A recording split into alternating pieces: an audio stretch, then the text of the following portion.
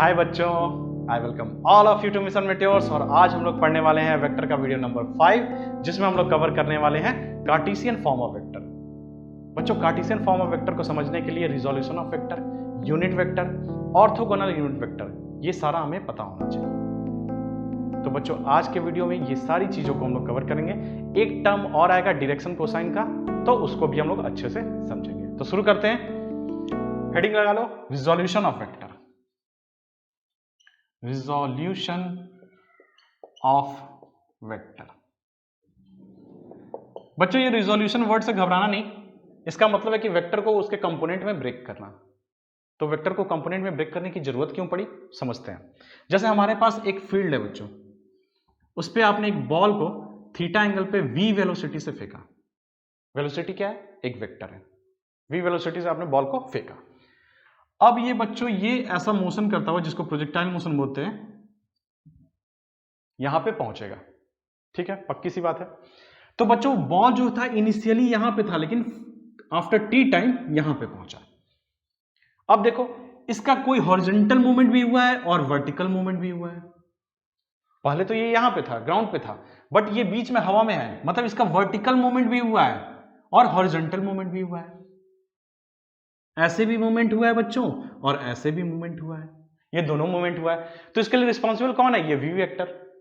तो हमने क्या सोचा कि इसको समझने के लिए कि ये वर्टिकल मूवमेंट इसका कैसे हुआ और हॉरिजॉन्टल मूवमेंट कैसे हुआ। हमने तो फेंका ऐसे था, बट हुआ कैसे? ऐसे जा रहा है और ऐसे भी जा रहा है, मतलब ऐसे करके जा रहा है। ठीक है, तो इसको समझने के लिए इसको हमने टू कंपोनेंट में ब्रेक कर दिया, एक वर्टिकल कंपोनेंट और एक हॉरिजॉन्टल कंपोनेंट, ताकि हमें हॉरिजॉन्टल मूवमेंट जो है वो भी समझ में आ जाए और वर्टिकल मूवमेंट जो है वो भी समझ में आ जाए। तो इसलिए हमें वेक्टर का कंपोनेंट में ब्रेक करना पड़ा। अब इसको ब्रेक कैसे करते हैं बच्चों, इसकी वैल्यू क्या होती है, इसकी वैल्यू क्या होती है, ये सारी चीजों को हम यहां समझते हैं। ये सपोज एक्स एक्सिस है और ये वाई एक्सिस है। आपने v वेलोसिटी से ऐसे बॉल फेंका था, ये थीटा एंगल एक्स एक्सिस के साथ बना रहा है, सपोज मान लिया हमने। अब बच्चों, इसको हमने दो कंपोनेंट में ब्रेक किया, एक जो एक्स एक्सिस के अलॉन्ग है और एक जो वाई एक्सिस के अलॉन्ग है। तो उसके लिए क्या करना पड़ेगा हमें? यहां से एक ड्रॉप कर दो, परपेंडिकुलर। परपेंडिकुलर ड्रॉप कर रहा हूं, क्यों कर रहा हूं बताऊंगा। राइट एंगल ट्रायंगल की बात करेंगे हम लोग, इसलिए परपेंडिकुलर ड्रॉप कर रहे हैं। यहां से ऐसे कर दो, परपेंडिकुलर ड्रॉप। ठीक है, तो बच्चों, ये जो वैल्यू होगा, ये v वेलोसिटी है, तो इसका जो मैग्नीट्यूड होगा बच्चों, ये v वेक्टर का कितना होगा? v होगा। तो ये जो होगा बच्चों, ये v cos थीटा होगा। जो x एक्सिस के लॉन्ग होगा वो v cos थीटा होगा, जो y एक्सिस के लॉन्ग होगा वो v sin थीटा होगा। अब बोलोगे कैसे सर? इससे पहले एक बात, मैं प्रूफ करने से पहले एक बात समझ लो कि जो v वेक्टर है बच्चों, जिसके साथ थीटा एंगल बना रहा होगा, x एक्सिस के साथ बना रहा है, तो v का जो उसके साथ कंपोनेंट होगा वो v cos थीटा होगा, और इसके जो परपेंडिकुलर होगा वो v sin थीटा होगा। ये बात समझ में आई? जो भी तुम्हारा वेक्टर है, कोई भी वेक्टर है, वो जिस किसी के साथ थीटा एंगल बना रहा होगा, उसके अलोंग उसका कंपोनेंट होगा cos थीटा, और उसके परपेंडिकुलर जो होगा वो sin थीटा होगा। समझ में आया कैसे? अब इसको समझते हैं। सपोज आपके पास एक ट्रायंगल है जो राइट एंगल ट्रायंगल है। क्यों राइट एंगल ट्रायंगल बना रहा हूं? क्योंकि मैंने ड्रॉप किया परपेंडिकुलर, तो यहां एंगल 90 डिग्री। इसी चीज को मैं यहां पे बना रहा हूं बच्चों, ये जो ट्रायंगल है इसी को यहां बना रहा हूं। जो इसकी वैल्यू होगी वही इसकी वैल्यू होगी, पक्की सी बात है। तो बच्चों, ये v है और ये थीटा है, तो p परपेंडिकुलर b बेस निकालना है हमें, तो निकालते हैं। cos थीटा इक्वल टू क्या होगा? b upon base upon hypotenuse v। तो b का वैल्यू क्या होगा बच्चों? v cos theta. ठीक है, तो b की वैल्यू आ गई v cos थीटा।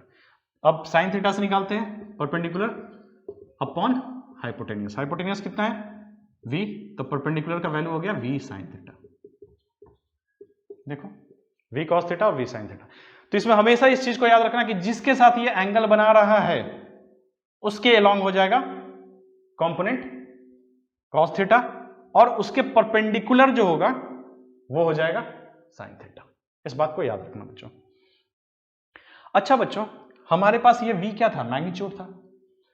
तो यहां जो निकल कर आया ये v वेक्टर ही होगा, वेक्टर का कंपोनेंट कर रहे हैं दो डायरेक्शन। अगर हम इसका कंपोनेंट कर रहे हैं, इस डायरेक्शन में मूवमेंट हो रहा है, मतलब है कि इसका डायरेक्शन इस तरफ है, इस तरफ कोई डायरेक्शन है और इसका डायरेक्शन इस तरफ है। बट हमें केवल मैग्नीट्यूड निकल के आया कि v cos थीटा कोई है, मैग्नीट्यूड हुआ। इस वेलोसिटी का कंपोनेंट जब x एक्सिस के अलोंग कर रहे हैं तो y एक्सिस के अलोंग कर रहे हैं तो v sin थीटा जो हुआ, जो वेक्टर का कंपोनेंट हुआ उसका मैग्नीट्यूड हुआ v sin थीटा। ठीक है, ये बात समझ में आई। तो ये क्या है बच्चों, मैग्नीट्यूड है। ये क्या है, मैग्नीट्यूड है। अभी इसको वेक्टर बनाना है, क्या करना है, इसको वेक्टर बनाना पड़ेगा, इसको डायरेक्शन देना पड़ेगा। वेक्टर में क्या होता है, मैग्नीट्यूड और डायरेक्शन। तो ये तो मैग्नीट्यूड निकला, ये v क्या है, मैग्नीट्यूड है। v हमने मैग्नीट्यूड लिया था और cos थीटा एक वैल्यू होती है, तो ये मैग्नीट्यूड है। इसका डायरेक्शन हमें पता है इस तरफ है, इसका डायरेक्शन हमें पता है इस तरफ है। अब पूछोगे सर इसका डायरेक्शन इस तरफ ही क्यों है और इसका डायरेक्शन इस तरफ ही क्यों है, तो देखो इसको समझते हैं कैसे। ये पैरेललोग्राम बनेगा बच्चों, ये देखो ये पैरेललोग्राम बन रहा है, ये पैरेललोग्राम बन रहा है। तो इसमें टेल से टेल मिलता है, तो टेल से टेल मिला दिया। तो वेक्टर अगर इसी डायरेक्शन में होगा और ये वेक्टर इसी डायरेक्शन में होगा तभी तो इसका रिजल्टेंट ये होगा। देखो ये वेक्टर इस डायरेक्शन में अगर ये वेक्टर होगा, इस डायरेक्शन में ये वेक्टर होगा, तभी तो रिजल्टेंट जो v वेक्टर है वो इस डायरेक्शन में होगा। ये सपोज v cos थीटा है और ये v sin थीटा है। अगर ये इस डायरेक्शन में होगा और ये इस डायरेक्शन में होगा तभी तो जो रिजल्टेंट होगा वो इस डायरेक्शन में होगा। या इसको दूसरी तरह से बोल लो कि जो रिजल्टेंट है उसको हमने ब्रेक कर दिया इस डायरेक्शन में और इस डायरेक्शन में, कंपोनेंट ले लिया, तो ये v cos थीटा होगा क्योंकि थीटा इससे बना रहा है। अच्छा बच्चों एक चीज और इसमें, और इससे v sin थीटा होगा। एक चीज और समझो, अगर ये बीटा एंगल इसके बना रहा होगा तो हम क्या लिख सकते हैं, ऐसा v cos बीटा, इसको लिख सकते हैं v cos बीटा, लिख सकते हैं। अगर लिखना होगा तो ऐसा लिख सकते हैं। देखो v को अगर बीटा के टर्म में लिखना होगा तो लिखेंगे v cos बीटा, क्योंकि बीटा इसके साथ बना रहा है, बीटा इसके साथ बना रहा है तो v cos बीटा ये हो जाएगा और ये हो जाएगा v sin बीटा, और ये दोनों बराबर होंगे। अब बोलो ऐसे कैसे सर, तो देखो theta plus beta equal to 90 degree होगा बच्चों। बस यहां पे रख लो, थीटा की वैल्यू कितनी होगी 90 प्लस बीटा, ये थीटा की वैल्यू यहां रख लो, v sin 90 माइनस बीटा। थोड़ा टेढ़ा हो गया, सीधा कर देता हूं मैं, v sin 90 माइनस बीटा। तो ये कितना हो गया बच्चों, v cos बीटा।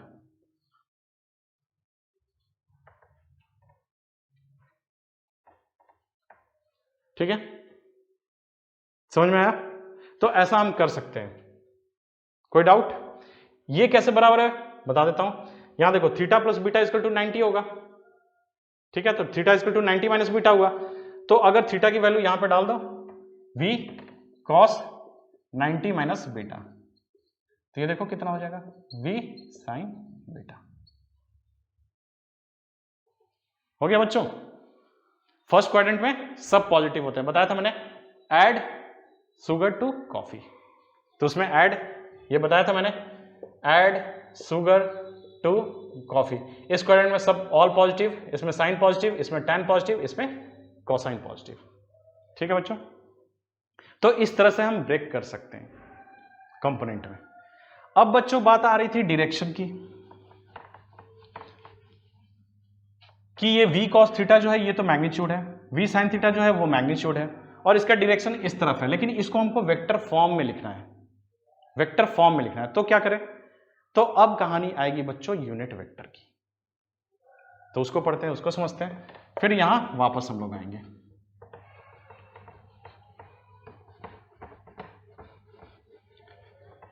अब यूनिट वेक्टर को समझने से पहले बच्चों हम समझ लेते हैं एक छोटी सी चीज जो बहुत इंपॉर्टेंट है। देखो सपोज ये x एक्सिस है, ये y एक्सिस है और ये z एक्सिस है, ठीक है।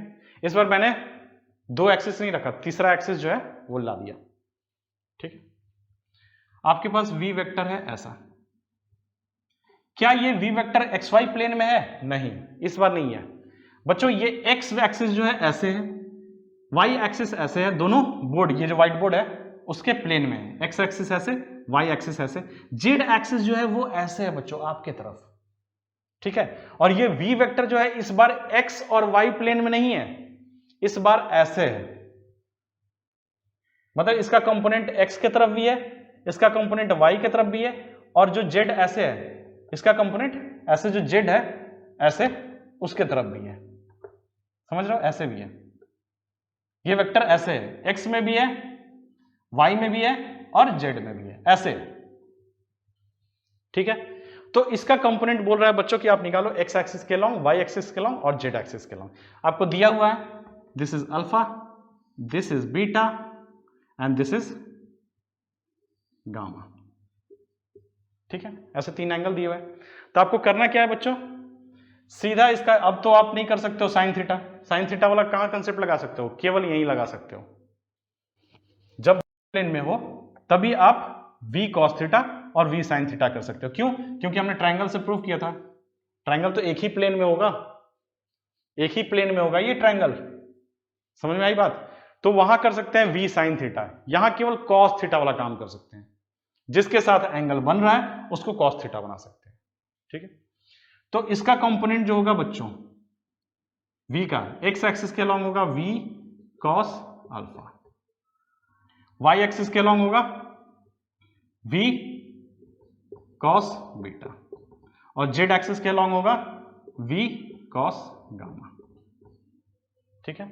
ये x एक्सिस के अलॉन्ग, ये y एक्सिस के अलॉन्ग और ये z एक्सिस के अलॉन्ग, ठीक है। ये बात समझ में आ गई बच्चों? थोड़ा सा इसको समझना, मतलब पॉज करके इसको सोचो थोड़ा सा। जब दो एक्सिस है, x एक्सिस और y एक्सिस, जब एक प्लेन में है तो हम cos थीटा और sin थीटा कर सकते हैं। 3D स्ट्रक्चर है, कुछ ऐसे है, इसका कंपोनेंट x में भी है, y में भी है और z में भी है, तो क्या sin थीटा कर सकते हो? नहीं कर सकते हो, ट्रायंगल बन ही नहीं पाएगा।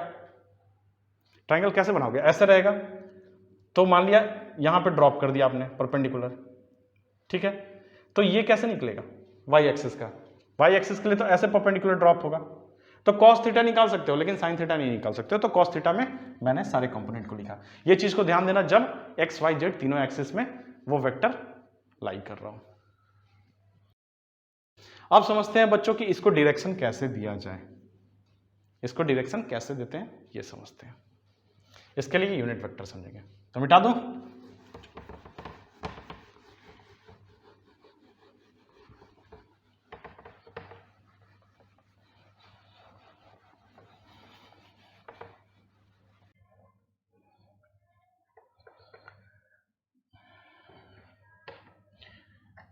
अब हेडिंग लगाओ बच्चों यूनिट वेक्टर।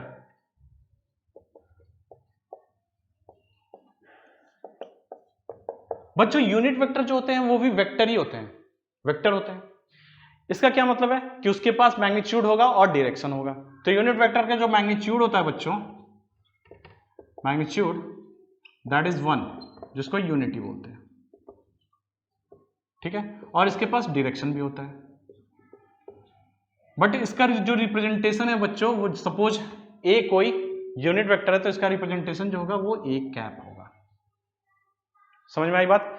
एक कैप, ऐसा कुछ कैप लगा हुआ देखोगे बच्चों, ऐसा कुछ कैप लगा हुआ देखोगे तो आप समझ जाना कि ये यूनिट वेक्टर ही है। इसका मतलब है कि उसका मैग्नीट्यूड जो होगा 1 होगा और उसके पास डायरेक्शन होगा। बट इसका बच्चों बनाने की जरूरत क्यों पड़ी? जब वेक्टर था तो इसके ऊपर ऐसे क्यों नहीं लिख दिए, ऐसे क्यों नहीं लिख दिए? इसका रीजन है कि इसके पास मैग्नीट्यूड जो होता है वो 1 होता है और इस मैग्नीट्यूड का कोई सिग्निफिकेंस नहीं होता है। सिग्निफिकेंस नहीं होता है, मैग्नीट्यूड होता है बट सिग्निफिकेंस नहीं होता है। क्यों नहीं होता है समझाऊंगा। इसके पास जो होता है डायरेक्शन होता है बच्चों, केवल इसी का सिग्निफिकेंस होता है।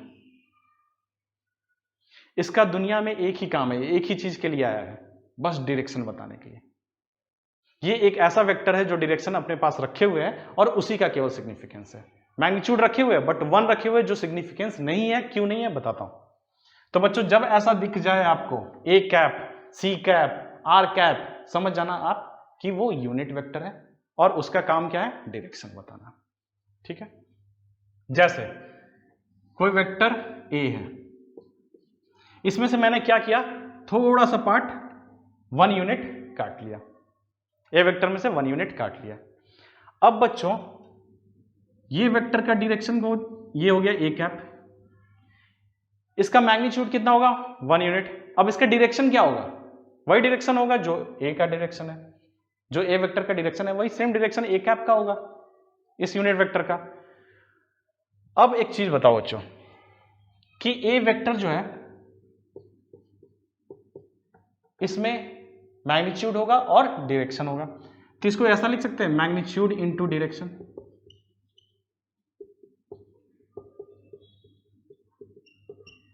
अब आप बोलोगे ऐसे कैसे सर, इसके पास मैग्नीट्यूड होता है ए वेक्टर के पास और डायरेक्शन भी होता है, लेकिन आपने मल्टीप्लाई करके कैसे लिख दिया, आपने प्लस में क्यों नहीं लिखा, आपने माइनस में क्यों नहीं लिखा, मल्टीप्लाई करके आपने क्यों लिख दिया। तो बताता हूं, किसी भी वेक्टर को बच्चों मैग्नीट्यूड और उसके डायरेक्शन में हम लिख सकते हैं। कैसे लिख सकते हैं इसका प्रूफ दे रहा हूं। सपोज ये वेक्टर ए है, ठीक है, इसको मैंने 1 यूनिट काटा जो ए कैप है, होगा इसका मैग्नीट्यूड जो है 1 है और डायरेक्शन सेम है जो ए वेक्टर का है। अब इसको मैंने और भी पार्ट्स में तोड़ा, सेम 1 मैग्नीट्यूड का और भी पार्ट्स में इसको ब्रेक किया, सपोज ऐसे ब्रेक हो गया, सब का इक्वल मैग्नीट्यूड है बच्चों, ठीक है, सारे यूनिट वेक्टर हैं। तो बच्चों कितने यूनिट वेक्टर हुए यहाँ पे, A cap A cap A cap, ये ए कैप है ही, ए कैप और ये ए कैप, तो कितने हुए 1 2 3 4 5 6 7। ए वेक्टर को मैंने 7 यूनिट वेक्टर में ब्रेक कर दिया, ठीक है। अब इसको क्या मैं ऐसे लिख सकता हूं बच्चों 7 1 2 3 4 5 6 7, ये सारे ऐसे ही वेक्टर हैं, सबको ऐड कर दो, सबको ऐड कर दो, सारे जो यूनिट वेक्टर हैं उनको ऐड कर दो, सारे ए कैप हैं। अब बच्चों जब दो वेक्टर को हम एडिशन करते थे, जब दो वेक्टर का ऐसे एडिशन करते थे, सपोज आप ईस्ट में गए हो 5 किलोमीटर, ठीक है, और फिर 3 किलोमीटर ईस्ट में आप गए, तो टोटल कितना होता था 5 + 3 = 8 किलोमीटर। करते थे ऐसा, सिंपल एडिशन कर लेते थे, कब, जब दोनों के बीच में एंगल जो है 0 डिग्री है, करते थे बच्चों, ठीक है। इसका एक मैं अगर आपको याद नहीं आ रहा है तो मैं बता देता हूं कि कैसे होता है। जैसे रिजल्टेंट जो होता है बच्चों वो a² + b² + 2ab cos theta होता था, तो थीटा की वैल्यू 0 हुई तो ये वैल्यू हो गया 2ab, थीटा की वैल्यू 0 तो cos theta = 1, so this value is 2ab, so a² + b² + 2ab क्या होता है बच्चों, a + b का the whole square, so this is a + b।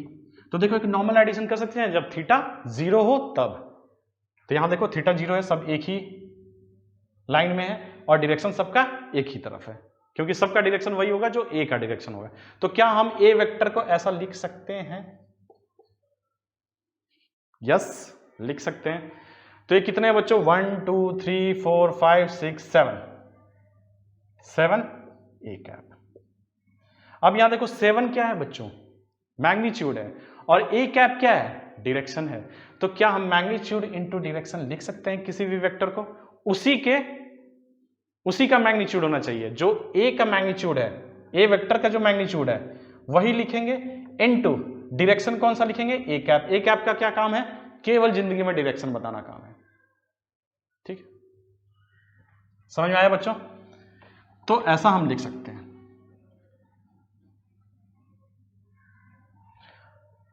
अब बच्चों ये केवल एक काम के लिए आया है, this is only for direction, और किसी भी वेक्टर को हम ऐसा लिख सकते हैं। अभी मैंने आपको प्रूफ दिया था कि कैसे।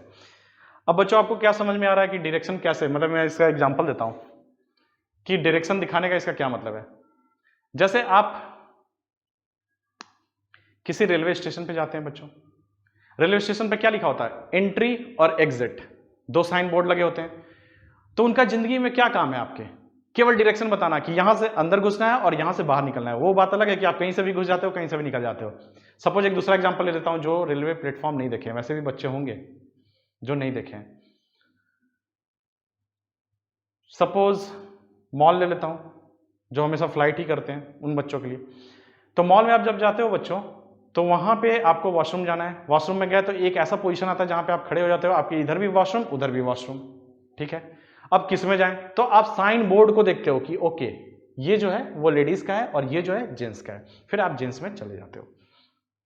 तो वो साइन बोर्ड का क्या काम है, आपको पिटने से बचाना। क्या काम है उसको, पिटने से बचाना। आप महिला वाले में मत घुस जाओ, आप लेडीज वाले में मत घुस जाओ, आपको जेंट्स वाले में जाना है। तो उस साइन बोर्ड का एक ही काम है, आपको डायरेक्शन बताना। उसी तरह सेम यूनिट वेक्टर का एक ही काम है, बस डायरेक्शन बताना। समझ में आई बात। तो अब बच्चों ये हमारे पास कोई वेक्टर था v, फिर से पीछे आ रहा है, जो थीटा एंगल बनाए हुए हैं। ये x एक्सिस, ये y एक्सिस और z एक्सिस अभी नहीं ले रहे हैं, बाद में लेते हैं। तो बच्चों ये हुआ v cos थीटा और ये हुआ v sin थीटा, ठीक है। इसके कंपोनेंट देख लिए हमने, v cos theta x axis के लॉन्ग, y एक्सिस के लॉन्ग v sin थीटा। अब बच्चों ये तो मैग्नीट्यूड था, मैग्नीट्यूड है। इसमें अगर हम डायरेक्शन से मल्टीप्लाई करते हैं तो क्या ये वेक्टर बन जाएगा। अब ये वेक्टर बन जाएगा, ये वेक्टर बन जाएगा जिसका कंपोनेंट ये होगा, बन जाएगा। तो हम किसी भी वेक्टर को उसके कंपोनेंट में तोड़कर और यूनिट वेक्टर से मल्टीप्लाई करके हम वेक्टर का एक फॉर्म लिख सकते हैं। लिख सकते हैं। नहीं समझ में आई मेरी बात, समझाता हूं। तो बच्चों ये तो समझ में आया आपको यूनिट वेक्टर तक। अब देखो हम कैसे बनाते हैं वेक्टर, ये जो मैग्नीट्यूड है इसको वेक्टर कैसे बनाते हैं देखो। तो इसके लिए हम पढ़ेंगे बच्चों ऑर्थोगोनल यूनिट वेक्टर, ठीक है। ये बात समझ में नहीं आई है, मैं समझाता हूं आपको, फिर से समझाता हूं।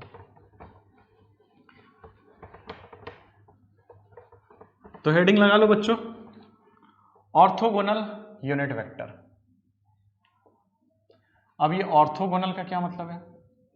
ऑर्थोगोनल का मतलब है बच्चों म्यूचुअली परपेंडिकुलर होना, म्यूचुअली परपेंडिकुलर होना, परपेंडिकुलर होना, ठीक है। सपोज ये एक्सिस x है, ये y है और ये z एक्सिस है, ठीक है। अब बोला कि x एक्सिस के अबाउट यहां पे एक यूनिट वेक्टर काट लो, बना दो। जो यूनिट वेक्टर x एक्सिस के अलॉन्ग है उस वेक्टर को यूनिट वेक्टर का नाम दे दिया बच्चों i कैप। जो y एक्सिस के अलॉन्ग है उसको दे दिया j कैप, और जो z एक्सिस के अलॉन्ग है उसको बोल दिया k कैप। समझ में आया। यूनिट वेक्टर यहां पे बना लो बच्चों, जो x एक्सिस के अलॉन्ग हो उसको बोल दिया i कैप, ठीक है। y एक्सिस के अलॉन्ग एक यूनिट वेक्टर जिसको बोल दिया j कैप, और k जो है k कैप वो z एक्सिस के अलॉन्ग एक यूनिट वेक्टर है। समझ में आई बात यहां तक। तो अब बच्चों हमारे पास जो v वेक्टर था ऐसा, अब 3 डायमेंशन में आ गए, तो ये वाला ऑप्शन ले लेते हैं, अल्फा, ये बीटा और ये गामा, ठीक है, ये v वेलोसिटी। अब बोला कि बच्चों इस तीनों का कंपोनेंट लिखो और उसको डायरेक्शन भी दो। इस तीनों का एक कंपोनेंट लिखो और एक डायरेक्शन भी दो। तो देखो इसका कंपोनेंट था v, x एक्सिस के अलॉन्ग क्या था v cos alpha, y axis के अलॉन्ग क्या है v cos beta, z axis के अलॉन्ग क्या है v cos गामा, ठीक है। ये तो मैग्नीट्यूड था। अब इसमें i कैप से मल्टीप्लाई कर दो, इसमें j कैप से मल्टीप्लाई कर दो, इसमें k कैप से मल्टीप्लाई कर दो, तो ये सारे वेक्टर के कंपोनेंट हो जाएंगे बच्चों, वेक्टर बन जाएंगे। x एक्सिस के अलॉन्ग जो वेक्टर है वो है v cos alpha into i cap. अब तो ये वेक्टर बन गया, ये तो वेक्टर बन गया, क्योंकि ये हो गया मैग्नीट्यूड, ये वाला पार्ट, और ये वाला पार्ट हो गया डायरेक्शन, और दोनों का जो मल्टीप्लीकेशन होगा मैग्नीट्यूड इनटू डायरेक्शन। डायरेक्शन कौन बता रहा है, यूनिट वेक्टर, केवल डायरेक्शन बताएगा। अब बच्चों यूनिट वेक्टर का जो मैंने बताया था कि इसके मैग्नीट्यूड का कोई सिग्निफिकेंस नहीं होता, क्यों नहीं होता है अब यहां पे समझो। जैसे यूनिट वेक्टर के पास अगर मैग्नीट्यूड 1 है तो 1 से अगर v cos अल्फा को मल्टीप्लाई करोगे तो क्या मैग्नीट्यूड में कोई चेंजेस आएंगे, नहीं आएंगे, बिल्कुल नहीं आएंगे। तो इसीलिए इसके मैग्नीट्यूड का कोई सिग्निफिकेंस नहीं होता है, बट इसको मल्टीप्लाई करने से इसके पास डायरेक्शन आ गया। कौन सा डायरेक्शन आ गया, एक्स एक्सिस के लॉन्ग आ गया डायरेक्शन। अब पूछेगा कि v cos अल्फा इंटू आई कैप का डायरेक्शन क्या है, तो x एक्सिस के लॉन्ग है और v का वो कंपोनेंट है x के लॉन्ग। समझ में आया? सेम उसी तरह ये हो गया, सेम उसी तरह ये हो गया। अब मुझे एक चीज बताओ, मैं एक और एग्जांपल दे रहा हूं। अभी दो ही एक्सिस का लेते हैं, x और y। ये v जो हमने सबसे पहले एग्जांपल लिया था v, ये थीटा है, ये हो गया v cos थीटा, बट ये वेक्टर है तो इसका जो कंपोनेंट होना चाहिए वो भी वेक्टर होना चाहिए। किसके अलॉन्ग है? x एक्सिस के अलॉन्ग, तो इसमें आई कैप से मल्टीप्लाई कर दिए। फिर इसके अलॉन्ग y एक्सिस के देखते हैं, तो ये हो गया v sin थीटा इंटू जे कैप कर दिया। जे कैप की क्योंकि y एक्सिस के अलॉन्ग हमें लेना था। ठीक है बच्चों, अब मुझे ये बताओ क्या ये वेक्टर है? Yes this is vector. क्या ये वेक्टर है? Yes this is vector. इन दोनों को हम ऐसे लिख सकते हैं, v वेक्टर को क्या हम ऐसे लिख सकते हैं, v cos i, ये वेक्टर है, this is vector, plus v sin i, sorry sin j। क्या हम ऐसे लिख सकते हैं? ये v वेक्टर को क्या हम उसके कंपोनेंट के प्लस में लिख सकते हैं? ये भी वेक्टर है और ये भी वेक्टर है, तो दो वेक्टर का एडिशन कैसे करते थे? पैरेललोग्राम से, याद करो। तो यहां पे पैरेललोग्राम है बच्चों, ये वेक्टर है v sin theta j cap, ये हो गया v cos theta i cap. अब इन दोनों का रिजल्टेंट जो होगा ये v वेक्टर होगा, बिल्कुल लिख सकते हैं ऐसा। इसको प्लस कर सकते हैं, दोनों वेक्टर हैं तो। इसका मैग्नीट्यूड भी देख लो, तो इसका मैग्नीट्यूड देखोगे तो v cos थीटा का the whole square plus v sin theta का whole square plus 2v cos theta. अच्छा थीटा छूट गया है, दोनों के बीच का एंगल लेते हैं, ये दोनों के बीच का एंगल लेते हैं, तो ये दोनों के बीच का एंगल कितना हो जाएगा? यहां देखो 2v sin theta into v cos theta into cos 90। ये देखो ये b हुआ, ये a हुआ, ये cos थीटा हुआ, जो a और b के बीच का एंगल है। ये हुआ a and this is b। So a square plus b square plus 2ab cos theta हो गया। तो cos 90 की वैल्यू होती है बच्चों 0, तो ये पूरा टर्म हो गया 0, दिस होल टर्म इज 0, और इसका अंडर रूट जो होगा वही रिजल्टेंट होता है। तो ये देखो निकल गया v square cos square theta plus v square sine square theta. तो v स्क्वायर कॉमन लोगे तो sine square theta plus cos square theta का अंडर रूट हो जाएगा, जो sine square theta plus cos square theta जो होता है वो 1 होता है। सो v स्क्वायर का अंडर रूट कितना होगा बच्चों? v होगा।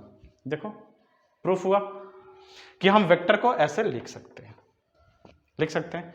अब यही चीज अप्लाई कर देते हैं बच्चों यहां पे 3D वाले में।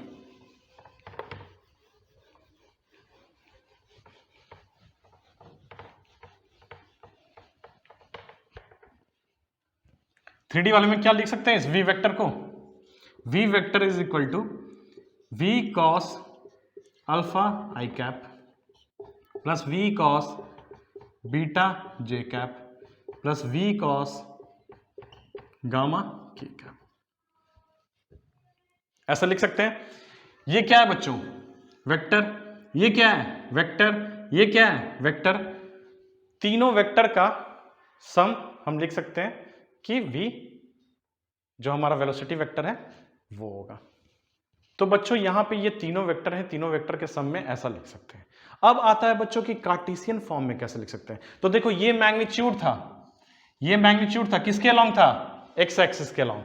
ये मैग्नीट्यूड था किसके अलॉन्ग था? वाई एक्सिस के अलॉन्ग था मैग्नीट्यूड। उसमें हमने जे कैप लगा के उसको डायरेक्शन दे दिया। ये था मैग्नीट्यूड जिसको हमने जेड एक्सिस के अलॉन्ग था, जिसको हमने के कैप लगा के जेड एक्सिस के अलॉन्ग डायरेक्शन दे दिया। ठीक है बच्चों, तो ये मैग्नीट्यूड था। इस मैग्नीट्यूड को अगर समझ लो ऐसा लिख देते हैं कि ये Vx है। Vx का क्या मतलब हो गया बच्चों?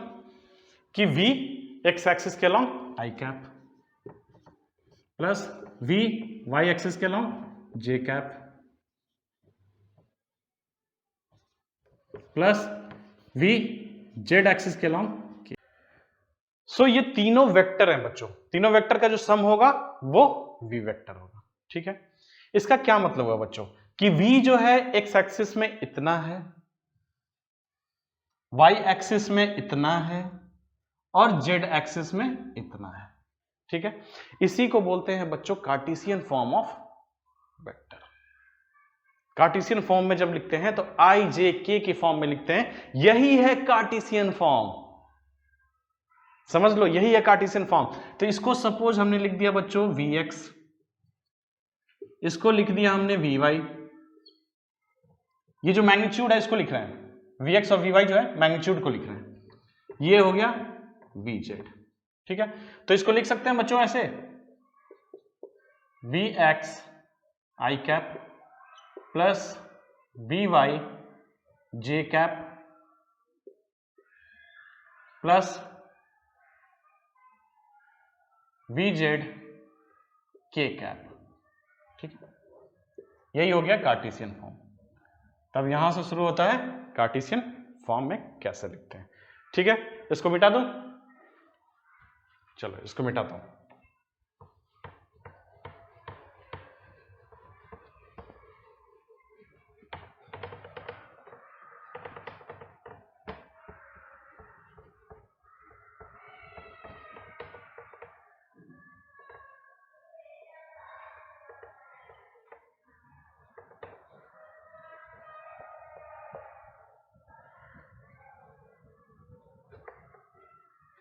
अब बच्चों कार्टेशियन फॉर्म,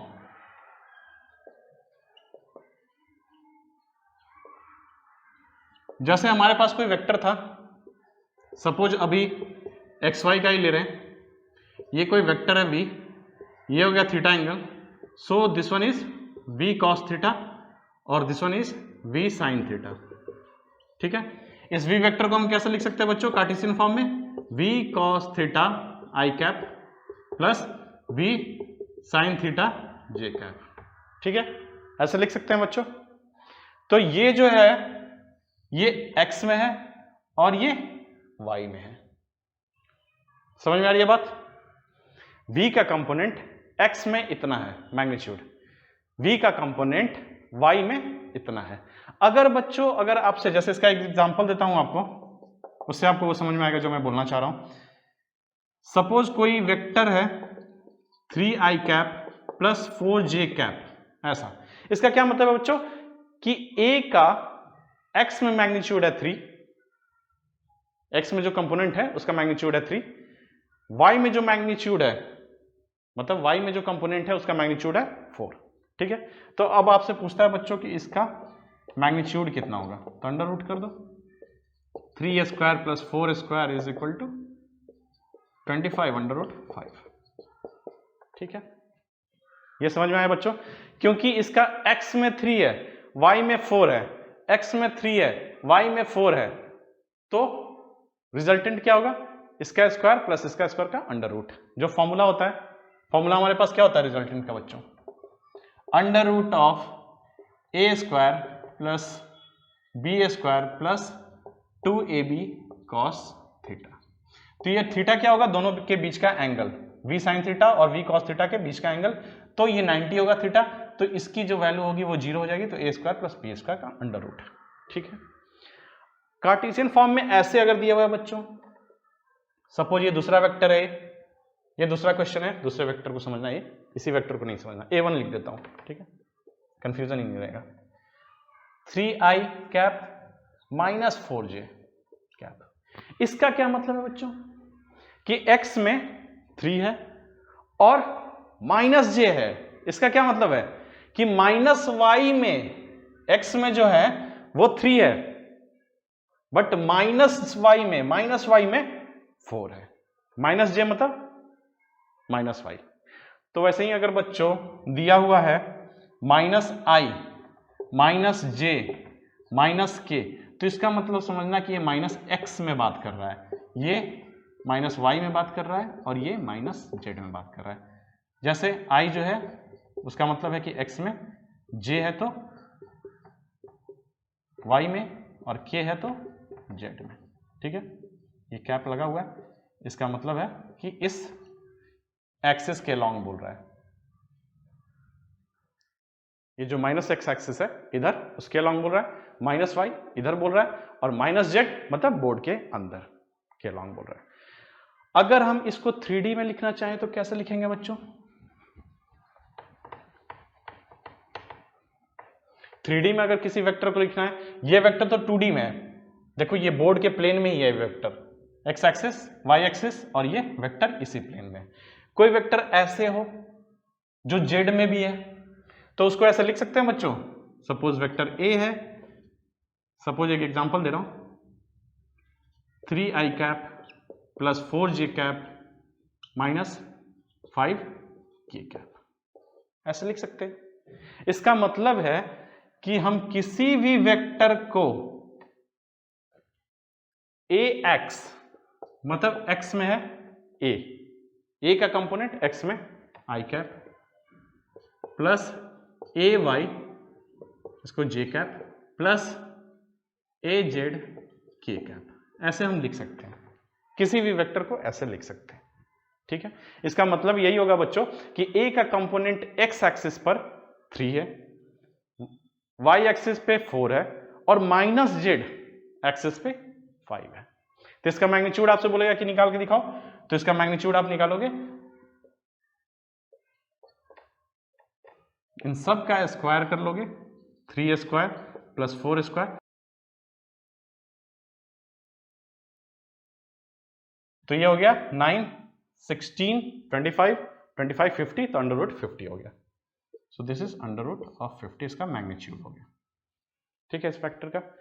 तो वेक्टर का फॉर्मूला जो है बच्चों वो कार्टेशियन फॉर्म में ऐसे लिख सकते हैं, और उसका मैग्नीट्यूड जो होगा उसका फॉर्मूला होगा ax square plus ay square plus az square. समझ में आई बात यहां तक? अब बच्चों दो वेक्टर को एडिशन करना है कार्टेशियन फॉर्म में, तो कैसे करेंगे ये देख लेते हैं। चलो इसको मिटा रहा हूं मैं।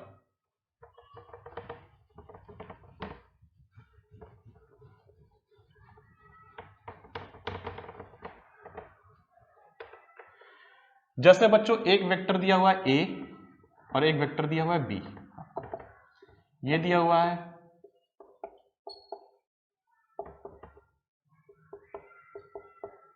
az k कैप, ऐसा दिया हुआ है। b वेक्टर जो दिया हुआ है बच्चों bx i cap plus by j cap plus bz k cap, ऐसा दिया हुआ है, ठीक है। ये दो वेक्टर दिया हुआ है, इसको कार्टेशियन फॉर्म में ऐसा लिखा हुआ है।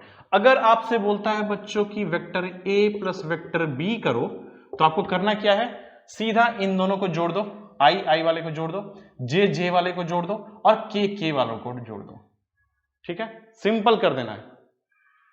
देखो कार्टेशियन फॉर्म से कितना इजी हो गया वेक्टर, यही मैं बताना चाह रहा हूं। इसका फील भी दिलाऊंगा कि ऐसा क्यों कर रहे हैं, ये बताऊंगा मैं, अभी समझ लो बस इतना। ax plus bx i cap, इसका आंसर होगा ay प्लस by। अच्छा ये ay और by ax bx क्या लिखा हूं समझ में आ रहा है ना, कि इसका मैग्नीट्यूड a का मैग्नीट्यूड जो a का कंपोनेंट जो है उसका मैग्नीट्यूड x एक्सिस पे, y एक्सिस पे, z एक्सिस पे, ये उसके कंपोनेंट का मैग्नीट्यूड है, ठीक है बच्चों। कंसेप्ट क्लियर होना चाहिए, अदरवाइज समझ में नहीं आएगा, ठीक है। ऐसा लिख सकते हैं। तो जब भी कार्टेशियन फॉर्म में ऐसा दिया रहेगा बच्चों, दो वेक्टर, तीन वेक्टर, चार वेक्टर, जितने भी वेक्टर दिए रहेंगे, आपको सीधा ऐसे जोड़ देना है। आई वाले को सबको जोड़ देना है, बी वाले जे वाला जो है उसको सबको जोड़ देना है, के वाला जो है सबको जोड़ देना है एक साथ, ठीक है। समझ में आया बच्चों? अब इसका फील दिला देता हूं कि ये आखिर ऐसा हुआ क्यों, ऐसा कैसे हुआ। देखो सपोज ये एक्स एक्सिस है और ये वाई एक्सिस है, ठीक है। इसमें एक वेक्टर है ये, दिस इज वेक्टर ए, इसको ले लिया हमने, इसमें लिया लेकिन एक्स वाई कंपोनेंट ले रहे हैं बच्चों, केवल एक्स और वाई कंपोनेंट ले रहे हैं, अभी जेड वाला कंपोनेंट नहीं ले रहे हैं। ऐसा मान रहे हैं कि ए वेक्टर जो है वो एक्स और वाई में है, अभी जेड वाला नहीं ले रहे हैं, समझा रहा हूं जस्ट आपको फील दिला रहा हूं कि कैसे होगा। सपोज ए वेक्टर जो है ऐसा लिखा हुआ है, इसको मतलब ये ले लो, ax i cap plus az ay j cap, और b वेक्टर जो है वो ऐसा है, दिस इज वेक्टर b। ये क्या है बच्चों, ये है bx i cap plus by j cap, ऐसे दो वेक्टर है। अब मैं बोला कि इन दोनों को जब आप ऐड करते हो बच्चों तो i वालों को जोड़ दो, j वालों को जोड़ दो, और अगर z में है दिया हुआ तो k वालों को जोड़ दो, ठीक है। तो a प्लस b का आंसर होगा ax plus bx i cap plus ay plus by j cap, ठीक है, ये आंसर होगा। कैसे, अब इसको फील दिला रहा हूं, समझो a का कंपोनेंट x एक्सिस पे बच्चों, ये कितना है ax है, दिस इज ax, ये वाला हो गया ax। फिर a का कंपोनेंट y एक्सिस पे कितना है ay, तो ये वाला कंपोनेंट हो गया बच्चों ay, ठीक है। ये बात तो क्लियर हुई कि a का कंपोनेंट x एक्सिस पे ax है, y एक्सिस पे ay है। अब b का देखते हैं, तो b का कंपोनेंट, ये b वेक्टर है बच्चों, इसका कंपोनेंट x एक्सिस पे ये होगा, सो दिस इज bx, और y एक्सिस पे by, दिस इज by, ठीक है। अब आपसे पूछा जा रहा है कि a प्लस बी कर दो, तो a प्लस बी करोगे बच्चों तो ट्रायंगल लॉ से देखो सेम ऑर्डर में है a and b, same order में है a and b, opposite order का रिजल्टेंट वेक्टर होगा, this is resultant vector which is a plus b. a plus b कौन सा है, ये वाला है, ठीक है। अब ये वेक्टर जो बना बच्चों डायरेक्ट, ये वेक्टर, इसका कंपोनेंट x एक्सिस पे कितना होगा और y एक्सिस पे कितना होगा, तो x एक्सिस पे कितना होगा ax प्लस bx, ये पूरा कितना हो जाएगा वैल्यू ax प्लस bx, और y एक्सिस पे कितना हो जाएगा, इस पे हो जाएगा by प्लस ay, मतलब y वाले जुड़ गए और x मतलब वाले जो है i वाले जुड़ गए और j वाले जुड़ गए, ठीक है। y एक्सिस पे जो थे वो जुड़ गए और x एक्सिस पे जो थे वो जुड़ गए, देखा बच्चों, फील आया। वैसे ही अगर z एक्सिस पे होता तो इसके सारे के component x axis y axis z axis पे लेते और फिर दूसरे वाले का भी कंपोनेंट लेते x एक्सिस पे y एक्सिस पे z एक्सिस पे और दोनों को जोड़ते तो सेम ऐसे ही होता, इसीलिए ये फॉर्मूला बना है ये वाला। समझ में आया, फील आया। यहां पे ये ट्रायंगल लॉ से हमने रिजल्टेंट निकाला a प्लस बी। तो बच्चों कार्टेशियन फॉर्म हम क्यों आया, इसका रीजन बता रहा हूं। कार्टेशियन फॉर्म से एडिशन बहुत इजी हो गया। अभी आप जब डॉट प्रोडक्ट क्रॉस प्रोडक्ट पढ़ोगे तो पता चलेगा कि और भी इजी हो जाता है कार्टेशियन फॉर्म से।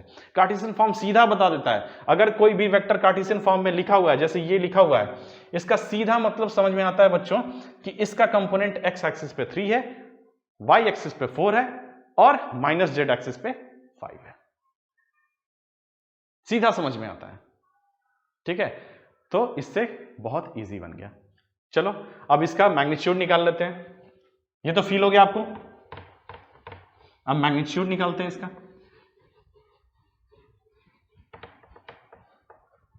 और फिर इस पे एक क्वेश्चन कर दूंगा जो आपको क्लियर कंसेप्ट देगा। अब इसका मैग्नीट्यूड निकाल लो बच्चों, ये तो इसका मैग्नीट्यूड क्या होगा, under root of ax plus bx का whole square plus ay plus by का whole square plus az plus bz का होल स्क्वायर, ठीक है। ये इसका मैग्नीट्यूड हो जाएगा। समझ में आया बच्चों? अच्छा बच्चों, आपने मुझसे ये नहीं पूछा कि सर आपने तो बताया ही नहीं है कि ऑर्थोगोनल क्यों बोला गया। मैंने बताया था कि म्यूचुअली परपेंडिकुलर होता है, ऑर्थोगोनल मतलब म्यूचुअली परपेंडिकुलर होना। तो I और J और K जो है बच्चों, ये सारे वेक्टर आपस में परपेंडिकुलर हैं, इसलिए इनको बोला जाता है ऑर्थोगोनल यूनिट वेक्टर, ठीक है बच्चों। तो ये हुआ, ऐसे मैग्नीट्यूड निकाल सकते हैं आप कार्टेशियन फॉर्म से। अब बच्चों एक क्वेश्चन कर लेते हैं इस पे।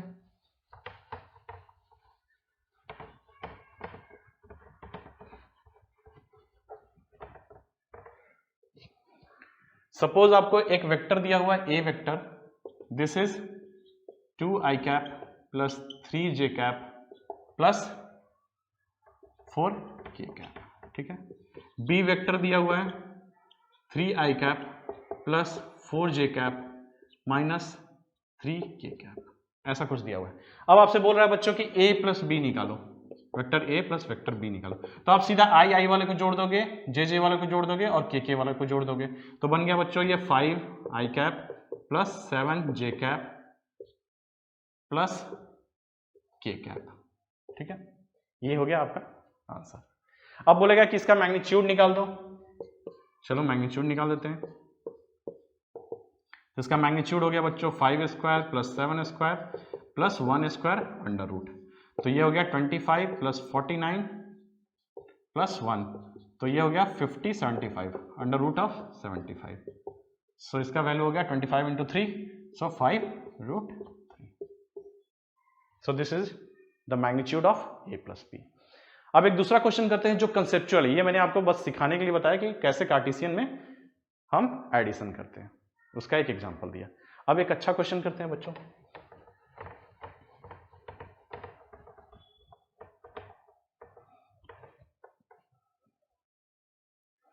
क्वेश्चन है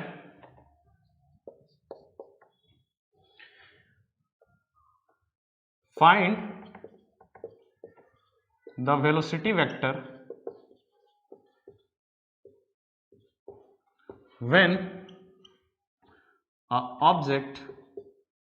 object is moving with speed 10 meter per second in direction of r vector, where r vector is 2i cap plus 3j cap minus 4k cap. ऐसा कुछ क्वेश्चन दिया हुआ है बच्चों कि कोई एक वेलोसिटी वेक्टर बताना है, कोई वेक्टर बताना है वेलोसिटी वेक्टर, जब ऑब्जेक्ट मूव कर रहा है विथ स्पीड ऑफ 10 मीटर पर सेकेंड। 10 मीटर पर सेकेंड मतलब ये क्या दिया हुआ है, मैग्नीट्यूड दिया हुआ है। वेलोसिटी वेक्टर बताना है जिसका स्पीड है 10 मीटर पर सेकेंड, बट डायरेक्शन जो है इस डायरेक्शन में है, आर के डायरेक्शन में, जो आर जो है ये कोई वेक्टर है। समझ में आ रही है बात? तो चलो इसको पॉज करके कर लो, फिर मैं करता हूं। तो बच्चों हमें किसी भी वेलोसिटी वेक्टर को बताना है, v बताना है इसका मतलब, तो हम इसको ऐसे लिख सकते हैं इनटू v कैप। किसी भी वेक्टर को ऐसे लिख सकते हैं, मैंने बताया था यूनिट वेक्टर में कि किसी भी वेक्टर को उसके मैग्नीट्यूड और उसके डायरेक्शन से लिख सकते हैं, ठीक है। अब मैग्नीट्यूड तो दिया हुआ है बच्चों कि 10 मीटर पर सेकंड से वो ऑब्जेक्ट जो है मूव कर रहा है, तो ये तो 10 हो गया। चलो अब यहां पे बोल रहा है यूनिट वेक्टर जो डायरेक्शन बताएगा, केवल किस डायरेक्शन में जा रहा है, ये आर के डायरेक्शन में। लेकिन ये तो आर वेक्टर दिया हुआ है, आर वेक्टर दिया हुआ है, तो उसका डायरेक्शन निकाल लेंगे। कैसे? कोई भी वेक्टर, जैसे ये आर वेक्टर दिया हुआ है यहाँ पे, इसको लिख सकते हैं बच्चों ऐसे, सेम चीज ऐसे लिख सकते हैं आर वेक्टर को। तो ये क्या है, मैग्नीट्यूड है, ये डायरेक्शन है, तो सबसे पहले इसका मैग्नीट्यूड निकाल लेते हैं। तो इसका मैग्नीट्यूड हमने निकाला, तो कैसे निकालेंगे, 2 स्क्वायर प्लस 3 स्क्वायर प्लस 4 का स्क्वायर, तो हो गया 16। सो दिस इज 4 प्लस 9 प्लस 16, हो गया 25 29 अंडर रूट ऑफ 29। अब बच्चों ये आ गया मैग्नीट्यूड ऑफ आर, ठीक है। आर वेक्टर दिया हुआ है आपको 2i cap plus 3j cap minus 4k cap is equal to under root of 29 into r cap. So r cap आ गया बच्चों 2i upon 29 under root 29 i cap, अच्छा आई कैप मैंने लिख दिया यहाँ पे, i cap plus 3 upon under root 29 j cap minus 4 upon under root 29 k cap. ये हुआ बच्चों आर कैप की वैल्यू। तो ये किस चीज की वैल्यू हुई? ये आर का डायरेक्शन बता रहा है और इसी डायरेक्शन में वो मूव कर रहा है, तो वेलोसिटी वेक्टर बताना है। तो मैग्नीट्यूड तो है, इसी डायरेक्शन में मूव कर रहा है, तो यही वी कैप होगा वी कैप की वैल्यू सेम यही होगी। अच्छा बच्चों, ये आर कैप आया तो मैंने बताया था कि यूनिट वेक्टर जो होते हैं उनके मैग्नीट्यूड जो होते हैं 1 होते हैं, यूनिटी होता है। तो आप यहां इसको चेक करना कि इसका मैग्नीट्यूड जो है 1 है कि नहीं। क्या मैं बोल रहा हूं कि आर कैप जो है एक वेक्टर है। कौन सा वेक्टर है? Unit vector. तो इसका जो मैग्नीट्यूड होगा वो 1 होगा। यूनिट वेक्टर का मैग्नीट्यूड जो होता है 1 होता है, मैंने बताया। तो इसका मैग्नीट्यूड आप यहां पे चेक करना कि कितना आता है, 1 आता है कि नहीं। जब आप इसका स्क्वायर प्लस इसका स्क्वायर प्लस इसका स्क्वायर करोगे तो ऊपर का पार्ट जो होगा वो 29 होगा, नीचे का पार्ट भी 29 होगा, कट जाएगा 1 आएगा। ठीक है, तो ये डायरेक्शन बता रहा है। ठीक है, और वी कैप किसके बराबर होगा? आर कैप के, क्योंकि उसी डायरेक्शन में मूव कर रहा है। तो हम यहां से क्या उठाना है? यहां से डायरेक्शन ही उठाना है, मैग्नीट्यूड तो उठाना नहीं है, डायरेक्शन ही उठाना है। तो डायरेक्शन जो है वो आर कैप देता ही है, तो उसको हमने यहां पे लिख लिया 2i upon √29 cap plus 3 upon √29 j cap minus 4 upon √29 k cap. तो ये हो गया बच्चों 20 upon √29 i cap plus 30 upon √29 j cap minus 40 upon √29 k cap. अब समझ में आया बच्चों? यहां पे यूनिट वेक्टर का भी कंसेप्ट यूज हो गया, यहां पे कार्टेशियन का जो यूज है, कार्टेशियन फॉर्म का यूज वो भी हो गया, और यहां पे आपको ये वाला फॉर्मूला जो है बहुत इंपॉर्टेंट है बच्चों, ये आपको पता होना चाहिए। ठीक है, अब बच्चों एक छोटी सी बात यहां पे रह गई है, डायरेक्शन कोसाइन का। चलो उसको भी बता देता हूं, इसको मिटा रहा हूं।